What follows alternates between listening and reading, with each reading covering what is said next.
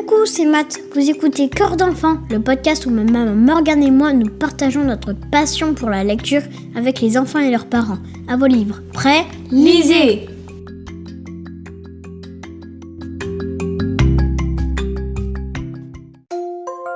L'héroïne du jour me fait beaucoup penser à toi, Matt. Elle dévore les livres et elle utilise même une lampe frontale comme toi pour lire le soir. Il y a des tas de livres sur ses étagères et elle en a même tout autour d'elle dans son lit. J'aime bien avoir plein de livres près de moi pour lire dans mon lit. J'ai le choix comme ça. J'aime aussi écouter les livres audio quand ce sont des gros romans. La petite lectrice d'Élodie Chambaud et Tristan Gion aux éditions Gauthier-Languereau, c'est l'histoire d'une princesse pas comme les autres. Celle-ci ne veut pas être sauvée par un chevalier, ni même enfiler une pantoufle de verre. Elle préfère lire, ce qui désespère ses parents, le roi et la reine. Ils imaginent que la petite princesse ne sera jamais prête à gouverner et voient s'éloigner le doux repos de la retraite. Mais ils ne se rendent pas compte que grâce à ses lectures, elle apprend plein de choses et développe son indépendance. Une vraie princesse des temps modernes. Un jour, un énorme monstre attaque le château, détruisant tout sur son passage. Et qui va intervenir ? La petite princesse et ses armes à elle sont redoutables. C'est mon passage préféré, je vais vous le lire. Elle prit plusieurs livres de sa bibliothèque et se mit à dévaler les escaliers de sa tour pour aller à la rencontre du monstre.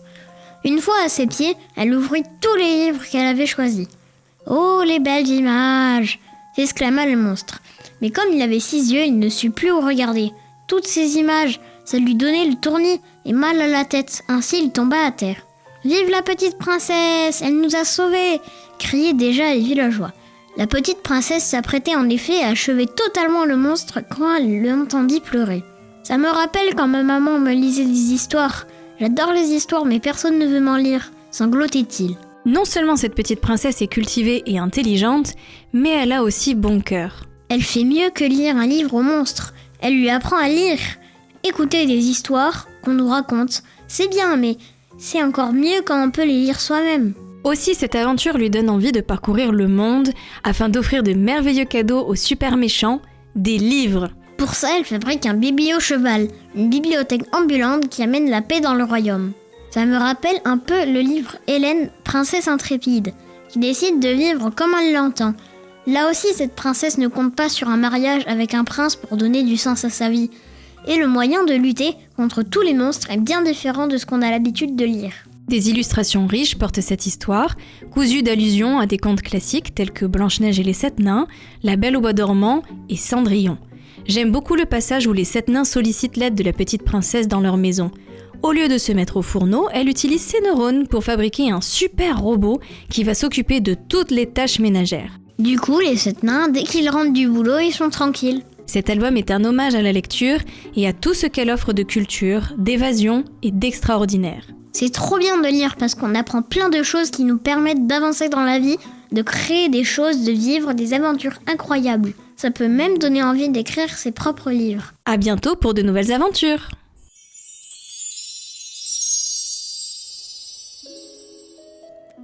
Extrait de La petite lectrice d'Élodie Chambaud et Tristan Gion. Il était une fois une petite princesse très intelligente. Elle passait ses journées enfermée dans sa tour à dévorer des livres. Dès que ses parents lui criaient « Petite princesse, viens manger !» elle répondait « Non, merci, je n'ai pas faim. Il me reste des livres à dévorer. » Ses parents, le roi et la reine, se lamentaient. Notre petite princesse passe ses journées enfermée dans sa tour. Qu'adviendra-t-il quand nous serons trop vieux pour gouverner le royaume ? Disait sa mère. Et si on lui présentait un chevalier ? Ajoutait son père. Mais dès qu'un chevalier frappait à la porte de sa tour et lui disait « Je suis venu vous sauver, petite princesse !» elle répondait « Non, merci, je peux me débrouiller toute seule. » Ou quand un chevalier venait vers elle pour lui dire « J'ai trouvé cette pantoufle de verre, je suis sûre qu'elle est à vous. Voulez-vous être ma petite princesse ?» elle répondait « Non, elle n'est pas à moi. Moi, je porte des baskets. Par contre, cette pantoufle est à Mémé Gertrude. Elle sera ravie d'être votre petite princesse. » Mémé Gertrude avait pris l'habitude de laisser traîner ses pantoufles pour attirer tous les chevaliers des environs. Parfois, la nuit, alors que la petite princesse lisait un livre de science-fiction hyper passionnant grâce à sa lampe frontale, elle entendait un bruit suspect dans sa chambre. « Encore un chevalier !» soupirait-elle. Alors, le chevalier disait « Je suis venu vous sortir d'un sommeil éternel, petite princesse. Pour cela, je dois vous donner un petit bisou. »« Non mais ça va pas la tête !» répliquait-elle. « Sommeil éternel toi-même !» Et elle lui donnait un grand coup de son livre sur la tête. Bref, petite princesse n'avait pas besoin de chevalier. En effet, ce que les parents de la petite princesse ne savaient pas, c'est qu'elle apprenait plein de choses dans les livres. Par exemple, elle savait éteindre le feu des dragons. Elle savait se délivrer toute seule de la tour où elle s'était elle-même enfermée. Et grâce au livre, elle savait aussi se confectionner un antipoison quand elle mangeait une pomme empoisonnée. Pourtant, ses parents étaient toujours aussi désespérés. « Et si petite princesse lisait des livres toute sa vie ?» disait sa mère. « Ne vous inquiétez pas, ma reine, on va trouver une solution !» répondait le roi, encore plus inquiet que sa femme. Quelques jours plus tard, la petite princesse entendit frapper à la porte de sa tour. C'étaient 7 nains. « On a vu l'annonce dans le journal du royaume, dirent-ils. Nous sommes à la recherche de la petite princesse qui pourra s'occuper de notre logis. » Vous devez vous tromper, répondit la petite princesse. Je n'ai pas passé d'annonce dans le journal. Par contre, je peux vous aider si vous voulez. Alors, la petite princesse construisit pour les 7 nains un robot aspirateur, serpillère, laveur de vitres, lave-vaisselle, lave-linge, sèche-linge, cuiseur, vapeur, tondeuse. Ainsi, les 7 nains pourraient rentrer du boulot l'esprit tranquille et toutes les petites princesses du monde pourraient désormais lire sans être dérangées. Cette fois-ci, le roi et la reine, qui n'entrevoyaient plus de solution, cédèrent totalement à la panique. « On peut dire adieu à notre retraite, » disait la reine. « Ne m'en parle pas, » répondait le roi. Mais un jour qu'elle lisait tranquillement un livre, la tour de la petite princesse se mit à trembler. Boum, boum, boum. Ses livres tombaient un à un des étagères de sa bibliothèque. « C'est quoi ce boucan ?» dit petite princesse. « On ne peut vraiment pas lire tranquille dans ce château ?» Elle alla à la fenêtre de sa tour et elle vit un monstre qui se rapprochait du château. Il était grand comme 2 arbres et son corps était recouvert de poils hirsutes. Il avait 6 yeux et ses dents étaient longues et acérées. « Au secours !» criaient les villageois qui couraient en tous sens, affolés. En effet, le monstre écrasait tout sur son passage. « Sapristi !» se dit petite princesse. « Il ne me restait plus que quelques pages à lire et j'avais terminé mon livre. Ce n'est pas un monstre qui va m'empêcher de connaître la fin de mon histoire. » Alors, la petite princesse prit les plus gros livres qu'elle put et elle les jeta à la tête du monstre qui se mit à crier « Aïe, ouille, ça fait mal !» Pendant que le monstre frottait les bosses que lui avaient faites les livres, la petite princesse ouvrit vite son encyclopédie.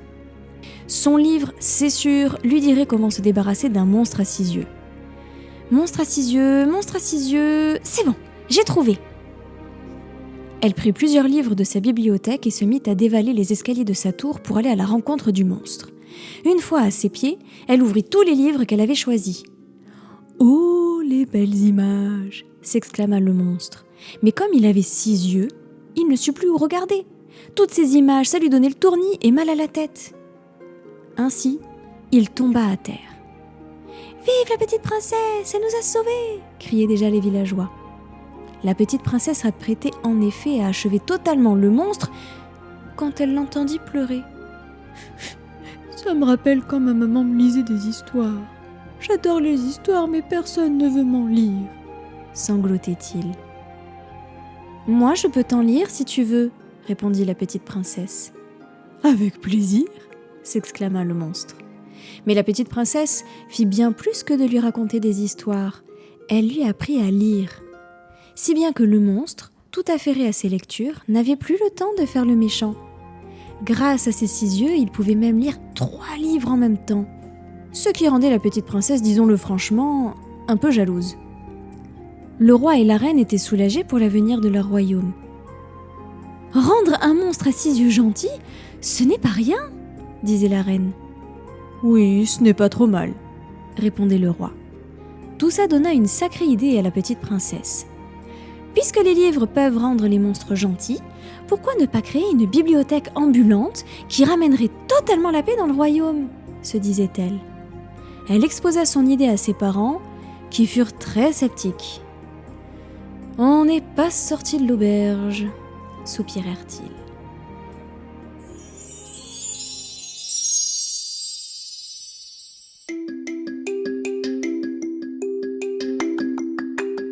Ce podcast vous plaît ? Vous pouvez nous soutenir en nous attribuant des étoiles sur certaines plateformes.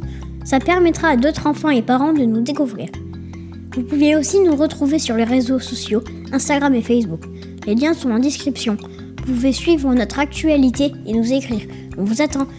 Salut !